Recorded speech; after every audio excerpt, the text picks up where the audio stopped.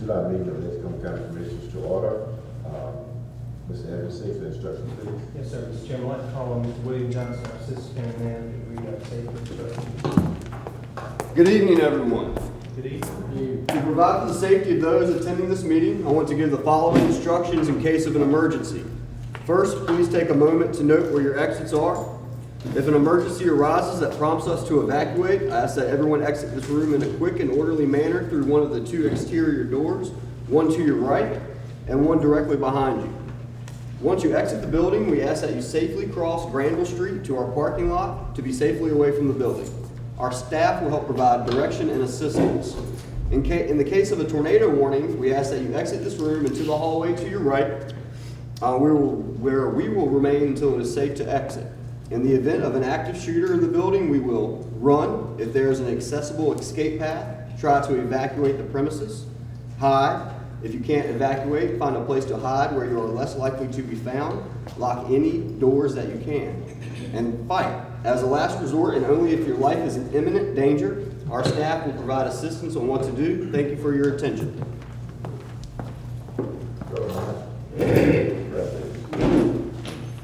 Eternal God, Father, we give thanks for today. We thank you for the blessing that you bestowed upon us. Help our minds to think on the things that make our county a better place in which to live. Help us to do the things that we need to do to serve our constituents in a way that will be pleasing unto you. In Jesus' name, amen. You have in your agenda package, minutes from the previous meeting. If there are no additions or corrections, is there a motion? Move. Second. Question? All in favor, let it be known by the vote of aye. All opposed, hearing none, the minutes are approved. Scheduled appointments, Mr. Evans. Scheduled appointments. Yes, sir. We'd like to invite Ms. Cynthia Jones with the City of Rocky Mount. She's going to come forward to present the annual action plan for the Down East Home Consortium. I would like to note that this is an advertised public hearing, so we'll ask Mr. Peters to first read the public notice. Ms. Jones is going to make a presentation, and then you can call for public comment. This is a public. Yes. Mr. Peters, would you please read the public? Yes, sir. In accordance with the federal regulations of 24 CFR Part 91, the City of Rocky Mount and the Down East Home Consortium has prepared a consolidated plan, CP, for U.S. Department of Housing and Urban Development, HUD, Community Development Planning Program. The CP covers a 3-year period from 2018 through 2021. As part of the CP process, an annual action plan for program year, PY, 2020 has been prepared, which outlines how the city intends to expand an estimated $526,640 in federal community development block grant funds, CDBG, $309,806,000 in CDBG coronavirus funds, CDBG-CB, and $417,205 in home investment partnership program funds, HOME. A draft of the proposed annual action plan will be made available for public review and comment for 30 days beginning June 8, 2020 and ending on July 8, 2020. Copies of the draft document will be available for review at the following locations during regular business hours: Office of Community Development, Treasure Key Turnage, Municipal Building, 331 South Franklin Street, Rocky Mount, North Carolina, 27804. Public hearing, same address. Monday, June 22nd, 4 p.m. in City Council chambers on the 3rd floor. And then the Planning and Development Department, Edgecombe County Administrative Building, 201 St. Andrews Street, Marlboro, North Carolina, 27886. Public hearing at the same address, Monday, July 6th, 7 p.m. in the Commissioner's Room on the 2nd floor. In addition, the draft document can be reviewed online at http://www.rockymountainc.gov. Public hearings on the proposed annual action plan will also be held. Information regarding the date, time, and location are above. Please be sure to check the websites for each office/department for updates. Written comments are encouraged and should be received at the following location no later than July 8, 2020 to be considered. That is to Ms.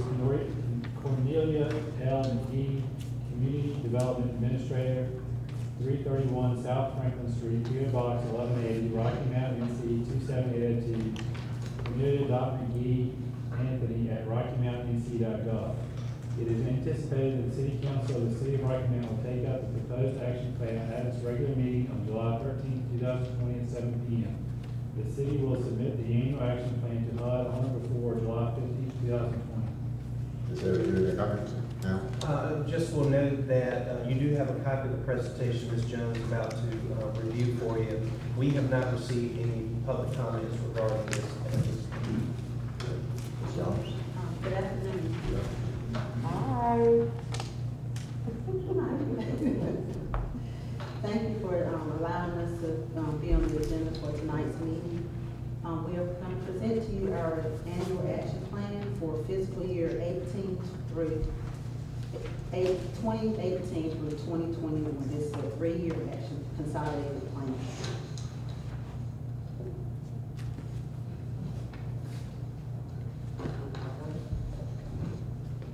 I don't think it's going to go from this far. Is this the same we have in the book? Yes, sir. The plan summary includes to increase affordable housing opportunities throughout the county as well as the city. These efforts include housing rehabilitation as well as redevelopment projects involving acquisition and rehabilitation of existing homes. I think it was disconnected for a second, could I put it back on? In this program, we want to leverage both home and CDBG funding, including other sources to support the project target areas for opportunity. Additionally, the City of Rocky Mount uses our general fund to leverage and support housing projects. We reach out to area real estate agencies as well as housing developers in this effort also. Another goal that we have as a consortium is to increase public outreach, engagement, awareness concerning housing issues, and collaborating with our city marketing department with neighborhood participating leaders in order to assist residents in promotion of community development programs. Goals continue to include expanding house choices and access for opportunities, continue housing programs to repair and rehab existing housing and support nonprofit programs throughout the city. Increase home ownership amongst low to moderate household and members of protected classes, involve and improve utilization of public transit for low income and disabled persons.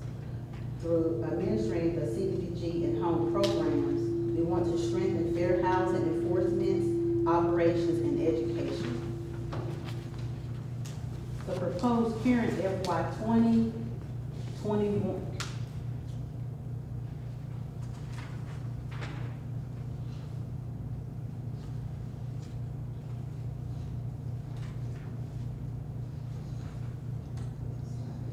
The proposed FY 2021 action plan outlines priorities and goals. This is the 3rd year for the annual action plan. So this is FY 18 through FY 2021. It is a 3-year consolidated plan. This program identifies these plans will be implemented in this total annual action plan. And it provides a summary of activities and federal and nonprofit federal resources that will be used to address priority needs and goals. As Mr. Peters stated in the comments, this plan is right now we're in the process of receiving any public comments with the City of Rocky Mount. We have received some public comments from citizens from the Rocky Mount, from the City of Rocky Mount, but we're encouraging all participating jurisdictions, if any citizens have any comments, to please submit those comments to us no later than July the 8th in an effort to submit the annual action plan to HUD by July the 15th. Our federal funding sources for our Dining Home Consortium for allocations for this fiscal year 19-20, our previous year was $537,505. Our anticipated allocation for upcoming fiscal year 2021 is $417,205,000.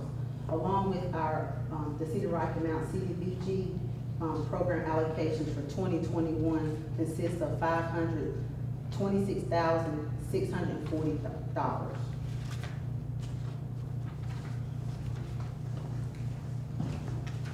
The Down East Home Consortium Plan. Our fund allocations again are $417,205,000. Edgecombe County allocations, and this is based upon a formula set by HUD guidelines. It's based upon the size, demographics, and housing characteristics. So for Edgecombe County's scattered site, it will consist of 20%, which equates to $84,178,000. And this is also, it includes all participating jurisdictions in Edgecombe County that decided to participate this upcoming year. The purpose of the home program is to create affordable housing for low-income households, and eligible households for home assistance varies depending on the project and funding. Are there any questions that I could answer? Yes, ma'am. With that $84,000, do you have about how many units you hope to be able to rehab? It just, we don't have a set number, but it just depends on how many applications we receive in. And it's not, we look for Edgecombe County to provide us with their staffing to assist us in determining which homes will be approved. All jurisdictions, not just Edgecombe County, so we don't have an exact number as to how many this amount will be to assist. And you have to actually own that home? Yes, ma'am, you have to be the owner occupied. This ma'am is not for rental. Okay. Well, my next question is, for instance, like, my mother-in-law is 100 years old. The home she lives in is where she worked on the farm for years and years. The family has moved away, and they've told her as long as she lives, she can live in that house. As long as she has lifetime rights. Lifetime rights. But she wouldn't qualify because she's not the actual deed. As long as she can show that she's, have lifetime rights in a recorded document, I think that would be, an eligible, participant, but I can verify that for you and let you know. Question. Yes, sir. I'm listening to you talking about the funding that is available. All of this has to do with a house, a dwelling place, Yes, sir. nothing else. Yes, sir. All these funds are all particularly with this area, is particularly focused on housing. Question. The money allocated for our county, will it come, they administered by our staff? So our staff will take applications and process them up to a point, and then provide the selected applicants to the city, which is. Final approval, the city has the oversight on this. That's correct. And we also look for input from the participating jurisdictions in the county, so not only just the Edgecombe County, the smaller jurisdictions are participating in this program as well. We have been working with them also. Any other questions for Ms. Jones? Thank you so much. Is there any action that needed on this? No, sir, Mr. Chairman. Thank you. If you have any additional comments, just, feel free to email them to us, and we'll include those comments in the, action plan. Thank you. Thank Is you. anybody link or public comments to, that might, you have no public comments at this time? No, sir, but anyone listening, if it does have a comment, can submit those to the city, by July 8th is the latest. Yes, sir. Thank you so much. Thank you. And Mr. Chairman, if I could interrupt you just a second, I want to make sure that everyone that's calling in can hear. If you'll check your microphone, I'm getting text message. I think your microphone might be muted here. Your red light is blinking on this microphone right here. It is.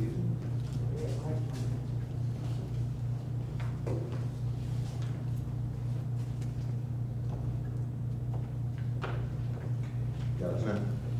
Thank you, guys. Public petitions. As you know, we did, in our notice, did ask for folks who had public comment to submit those in writing by email or mailed in ahead of their meeting. We did receive one email to our public comments email address. And I'll just read it. It says, afternoon, Mr. Evans. And by the way, this is from Lee Ann Hazelwood. Does not give an address. Lee Ann Hazelwood. It says, afternoon, Mr. Evans. I wish things were different and our Board of Commissioners meeting was open to the public, as I would have loved to attend. I have the opportunity to visit our sheriff's office this afternoon and enjoy from Brandy's food truck. To begin with, I love the outreach into our community and the open invitation our sheriff's office extends to every person to come out and enjoy different lunch options while reducing any negative stigma against our LEOs or law enforcement officers. Our Edgecombe deputies are one of a kind. However, the grounds of their office, mainly the grassy areas, look as though it has not been cut in quite some time. It was brought to my attention that the county has a contract with their office to handle grass cutting. I'm unsure of the contract stipulations pertaining to the frequency of their lawn care, but the height of the grass is unsightly. It delivers a messy and unkempt appearance of our county's finest men. Our sheriff's office is no different than any other county building that represents Edgecombe County. Let's not negate this building just because it is not downtown with higher foot traffic. They still are a reflection of this entire county and your board. Thank you, Lee Ann Phillips. And that was the only comment. And I'll just mention, Mr. Wiggins, that we do have that as part of our other county buildings in the contract, and it is typically is only cut every 2 weeks, sometimes every 3 weeks for, just to save on that. But we will follow up on that and take care of it. Yes, sir. Excuse me while I pull this down. John Walker, 1303 North Main Street in Tarboro. I'm here in two capacities tonight. One is working as a reporter for the Rocky Mount Telegram, and another is a registered voter. In the 36 years I've covered municipal government, this is the first time I've ever addressed a body, and I felt the need of it. Tonight on your agenda, you'll consider the approval of the annual compensation plan. In that compensation plan, in addition to all the different wage categories, it actually asks you to approve 2 new positions, including one for the deputy county manager at up to $135,256 per year, plus benefits. Why? We have an assistant county manager who makes up to $96,124 per year, and a county manager at a higher rate than that. What will this new person do that the existing 2 can't? And if it is Mr. Johnson, who is the current assistant county manager, why not just give him a raise instead of a new $40,000 salary cap on what he's already making? We keep hearing that we don't have any funds, and we don't have any money, and we can't do this, and we can't do that. But here we are creating a new position and tying up new money. And I just think it needs to be questioned. I had somebody point out to me, well, it's in the agenda. Well, it's really not. It's in the agenda book. If you read the agenda book and go through each item, you find these new positions. But as far as the agenda goes, all it says is consider the annual compensation plan. So it's something that the public really doesn't even have access to, because those first 3 pages are the only thing that's on the website. So I appreciate your time and thank you for your efforts. Thank you for your comments, sir. Is there any other thing for public participation? Not unless someone else wants to. Hearing none, moving on to other business. Mr. Chairman, I would ask if you would consider adding an item to the agenda.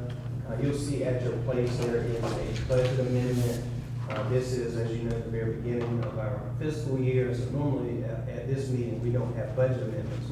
But we just discovered that contractual services for the solid waste department And these are annual contracts. There are 4 or 5 contracts that you'll see a little bit later in the agenda that are typical things that we have to contract an outside firm to handle. Monitoring, testing, reporting related to solid waste department, those kinds of things. And so we realized that when we prepared the budget that we inadvertently left that out of the solid waste budget. So just for comparison, last year we budgeted, I think it was $261,000 for this particular line. And again, this covers 4 or 5 different contracts that you'll see on the list a little bit later. This year it's a little bit less. We're asking that you would appropriate $200,000 for contractual services. And again, this is for the solid waste department. Motion is approved. To approve the budget amendment as presented. So moved. Second. Questions? All in favor, let it be known by the vote sign aye. Aye. All opposed? Hearing none, it is approved. Thank you for that. Next to consideration of approval of the community health block grant funding plan. Yes, sir. In accordance with procedures for funding of the Home and Community Care Block Grant, a recommendation for the application of FY21 funding is presented for your consideration. Edgecombe County is being awarded $585,820 for FY21, which is no change from FY20.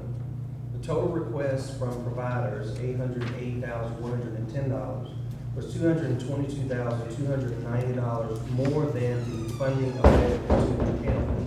After much valuable discussion, presentations from providers, and guidance from Upper Coastal Plain Council of Governments Area Agency on Aging, the attached plan is being recommended.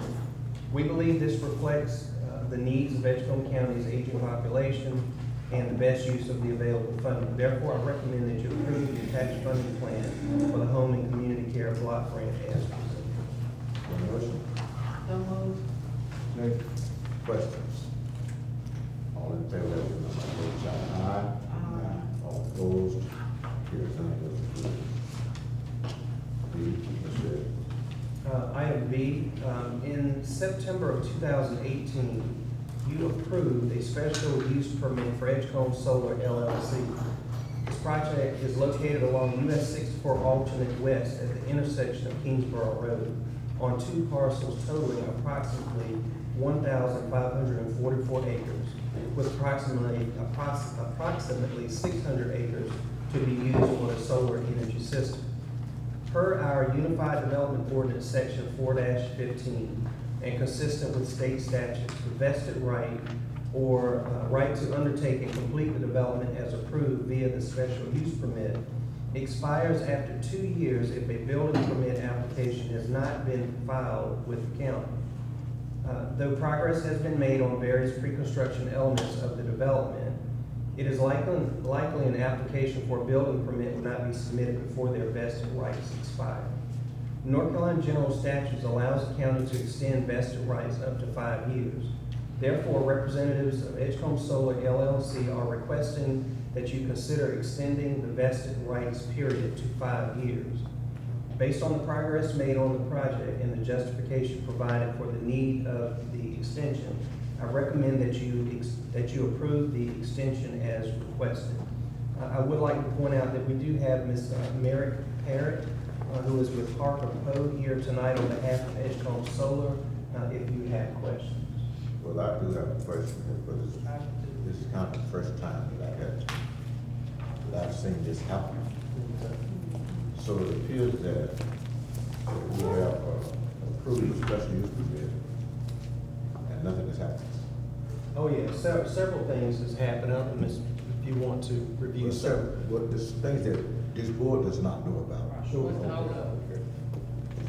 Sure, absolutely. Thank you so much. I am Merrick Parrott with the law firm Parker Poe. We helped Edgecombe Solar receive this permit back in 2018. As you heard, as Mr. Evans said, various matters have been going on with the solar farm. There are several permits, state permits, federal permits, environmental permits that are needed, various contracting matters. that have been accomplished over the past couple of years. So diligent progress has been made on the development of the solar farm, but as Mr. Evans said, development timeline is such that the October 2020 two-year period, it's unlikely the developer will be able to pull the building permits by that time. And I do actually have dialed in a couple representatives from the developer who can go into more specifics on exactly, what kind of development has been going on, if that would be helpful.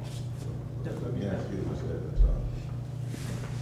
in terms of those solar farms that we had, have they had the same kind of time frame to get building permits? I mean, in terms of when we issue a special use permit, what has been the time frame that the other solar farms and getting up and going? They all have the same 2-year period, that's it, right? I'm saying, but they have gotten this done within that 2 year frame. This is the So first. what are the problems here? So I'll see if, Ryan, are you able to They hear are us? muted, so we've got everyone muted. If Okay. you want I to think give- that they have been unmuted. Oh, gotcha. Yes, can everybody hear me here? Yes. Go ahead. Yes. Wonderful. Well, thank you guys again for the opportunity to speak here, which I could be in the room for this discussion, but all things considered, I think I'm happy to jump on via phone call. As County Manager Evans and Merrick noted, there's a handful of things that have happened, but the main thing that we can point to that has resulted in our, what we call our commercial operations date, and that is the date in which we plan to begin to inject power onto the grid. That has changed since the time we have received our special use permit, and the way these deals are structured, the way these solar projects are often built, we will need to have a buyer of the power on board that will be purchasing the power from us. And in our discussions with a Fortune 100 company that will be buying the power from this site itself, they requested for our commercial operations date to be in 2022, which was later than we originally anticipated, but at request of the customer, that is something that we are asking for here. Any questions from any of the board? He still hasn't said why. It's because, as I understand it, it's because they don't have a buyer. The buyer of the power from the grid. Sure, and he can explain it a little bit more, but as Ryan Van Wortley is the head developer on this project, they have received a customer. Over the past couple of years, they have been in negotiations with various customers. They have signed an agreement for the sale of the power with a Fortune 100 company, and that company requested of them, based on their finances, what they wanted from a solar farm, that the project begin production in, I believe it was 2022. So based on that customer's request, the timeline was pushed out so that they could appease that customer. Ryan, is that a fair characterization? That's correct. That's correct. Thank you, Mary. So if we're gonna have it, I heard him say 2022, why would we need to pull it out 5 years? Well, that's the Just to make sure, it's 2 extra years. Additional wiggle room, yeah. Within the 5-year period, 3 years additional, that should be plenty of time, just to make sure we don't have to come back in front of you. We did ask for that full 5 years allowed under statute. Yes, sir. Is that an indication that the buyer is not financially capable of? No, sir, this is a Fortune 100 company. It's a huge company. They just enter into various contracts with various solar farms all over the country, maybe even the world. Ryan can give more details, but they like to space it out so that they have assets, coming at the times that are convenient for them. So is this the client they originally planned to have back in 2018 when they requested it? Why have they changed to another client? So in 2018, and Ryan, again, you can supplement me if needed or correct me if needed, but the special use permit is one of the first permits you seek. And it's very early stage development, so no customer, no off-taker had been identified at that time. I think it's one of the customers that they work with for other assets, but it, you know, there has only ever been one customer, and that customer is still involved. Is there a motion to approve? Chair moves. Can I get a second? Second. Questions? All in favor, let it know by the vote sign aye. All opposed, hearing none. Approved. Thank you so much, I appreciate y'all's time. Consideration of annual compensation plan. Ms. Evans? Yes, sir, Mr. Chairman. It is my responsibility to annually review the county's compensation plan and make recommendations for modifications. My review of the plan involves consideration of maintaining a competitive compensation structure while being mindful of what our budget can sustain. I recommend two changes for the 2021 compensation plan. First is the addition of a network security administrator position at grade 21. This position will oversee the county's IT network as well as implement and monitor security measures to protect the network. Adding this position is not only critical due to the ever-present threat of cyber attacks, but also to address a weakness pointed out in our last audit. The other position is a deputy county manager. This position will assist me in a broad range of administrative and management functions. He or she may also act as the county manager during extended absences when deemed necessary. This position is recommended at a grade 33. I recommend your approval for the 2021 compensation plan with the two new positions as presented. Motion? Question, Yes. why are we going to a deputy instead of a second assistant? Again, just as I stated, what a deputy county manager gives you, if needed, is for whatever reason, if I were to have an extended absence or leave or something, a deputy county manager can carry the same duties as the county manager in my absence. And my other question is, the network security administration, in that department, how many employees do you already have there? There are 4 employees, I believe, in that department. What's the supervisor's title? What's her title? Chief Information Officer. I think some of this we've had discussion on, and we've at least been talking about the deputy county manager for the last 2 or 3 years. And based on this board have seen a need for that position, just based on the additional things that we have seen that our manager has done. And we believe that if we, the board, believe that the position is great to me. It's been something that this board has been talking about for the last 2 or 3 years. And, And if I may add, it was in an audit, that was one of the recommendations, Well, that- weaknesses we found in the audit. For the network. So we need network to- security. Is there a motion to approve? Did I get a motion? Still got another question.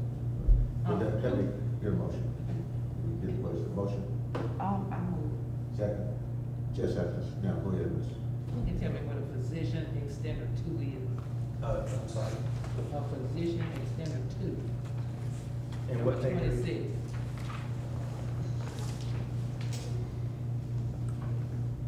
I believe, and I could be wrong, I believe it's similar to a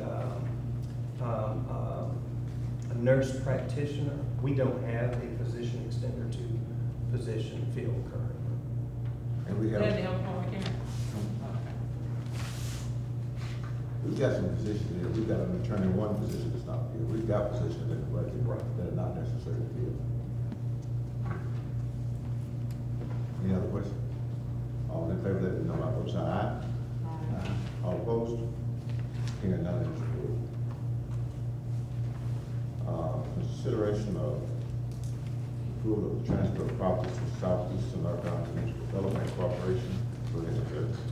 In June of 2019, you approved the transfer of 8 lots on Vance Street in Rocky Mount to the Southeastern North Carolina Community Development Corporation. SCNCCC is the nonprofit development arm of the Rocky Mount Housing Authority, and the lots will be used for affordable housing. I realize that the required notice of conveyance was not published following your action in June of last year. Therefore, I ask that you reconsider this matter so that the appropriate notice may be published. I recommend that you approve the conveyance of these 8 parcels to Southeastern North Carolina CPC. Motion? Second. Questions? All in favor, let it be known by the vote sign aye. All opposed? Hearing none, it is approved. Next. You have health department fees for your consideration.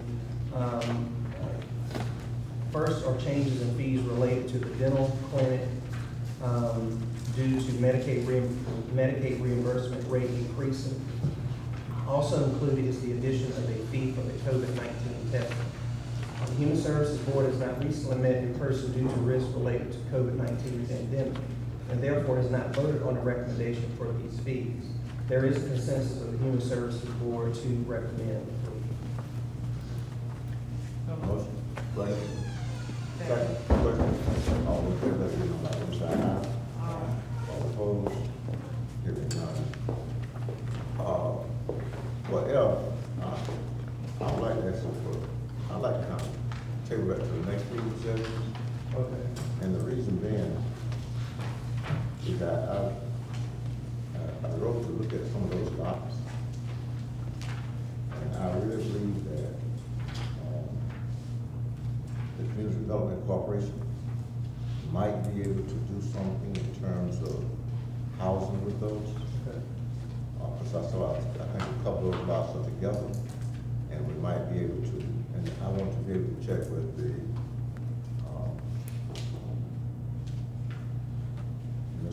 at the housing authority, check with them, Mr. Macklin, to see if we could probably look at some housing projects for those who are not opposed to go ahead and sell them out. I'd like for the board, I'd like to just put it from the agenda table to the next meeting.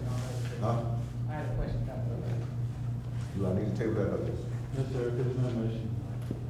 No, sir, if there's no motion, then we'll just. We're moving on to the next agenda item. All right. This is regarding approval of declaring the county vehicle as surplus. Sheriff Atkinson proposes that we surplus a 2009 Chevrolet Impala that has been in service in his office. The vehicle is in need of repairs and is scheduled to be removed from the fleet.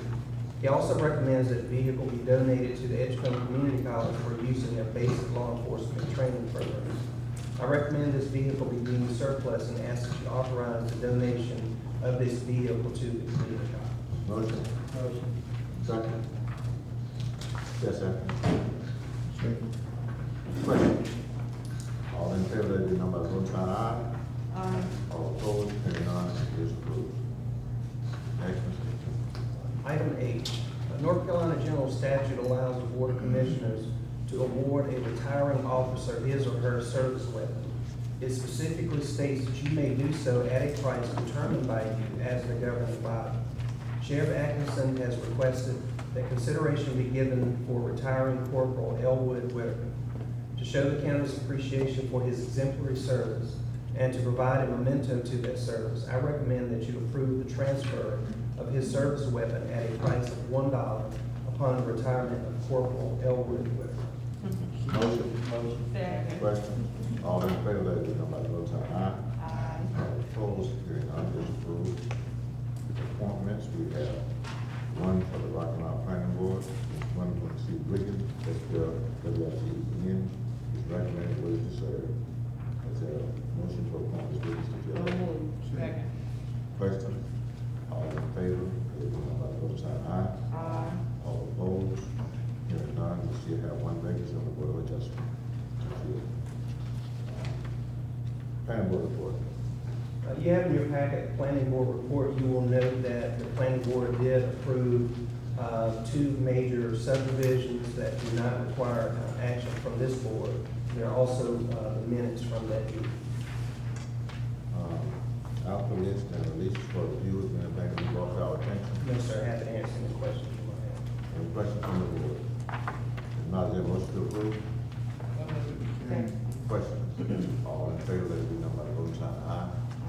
All opposed? Hearing none, it is approved. Contracts for review, anything to be brought to the board again?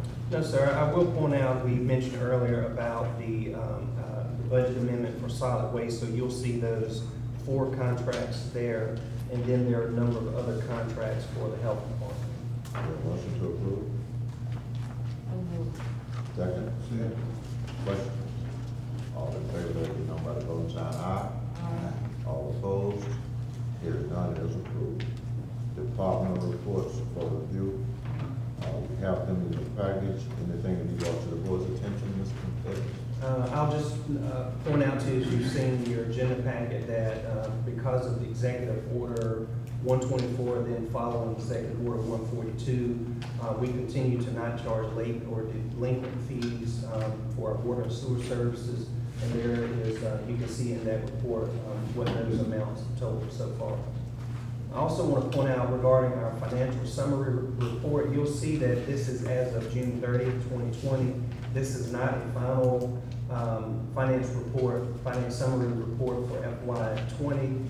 There's still a number of some revenues and expenditures that will be posted and close out of some final invoices. So you will receive a final report likely at your next meeting. I just want to point that out. That is not a final report. Nothing else to point out about. Questions from the board on any of those reports? Hearing none, manager's report. You'll see you have the workforce development indicators. As you can see, the effects of the COVID-19 pandemic on the economy has finally caught up to our unemployment rate. As you see, as of the last reported unemployment rate for the county is 15.2%. In comparison, it is 12.9% for the state and 13.3% for across the United States. We obviously are not the highest. We are at number 10. So, but you know, we're all very familiar with the effects of the COVID pandemic on the economy. You also have in there a flyer. Our health department has been doing COVID-19 testing. Ms. LaChapelle will talk about a little bit more in just a few minutes, but you can see additional dates that are posted for that. Item C under manager's report. At your last meeting, you did ask for an amendment to the utility payment plan agreement terms. And this will be once the executive order expires, which expires at the end of July, end of this month, unless it is extended again. We've made that change as you requested. That's highlighted there, which would be that if once that 6-month payment plan is set up, you ask that it be modified to say that service will not be cut off until the end of the 6-month period if there is still a balance remaining. Also, I'm happy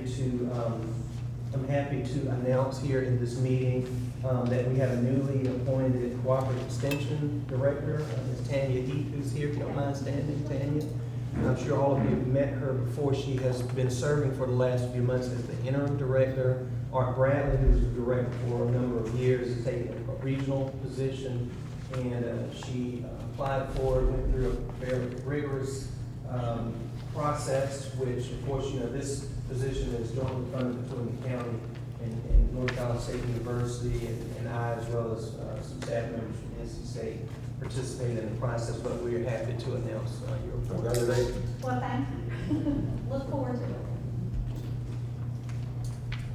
You'll also see in your agenda packet, you'll recall that we received an $18,000 grant from the North Carolina Department of Commerce to work with the UNC School of Government to do a study on the barriers to employment. What we wanted to try to get at is, as you all know, is that unfortunately we have had chronically high unemployment rate in the county over a number of years. And so we wanted to try to understand a little bit better as to what some of the root causes of that would be. And so you have the report in there. I won't go through the report, but there are certainly a number of items that were pointed out that I believe would be helpful for us. We will continue to meet with some of our partners to talk about this report and to discuss what might be some policies or practices we could put into place that will help to bring some long-term positive effects on our unemployment rate. And so just wanted you to be aware we did complete that project. And then finally, they are soliciting a voting delegate to the North Carolina Association of County Commissioners Annual Conference.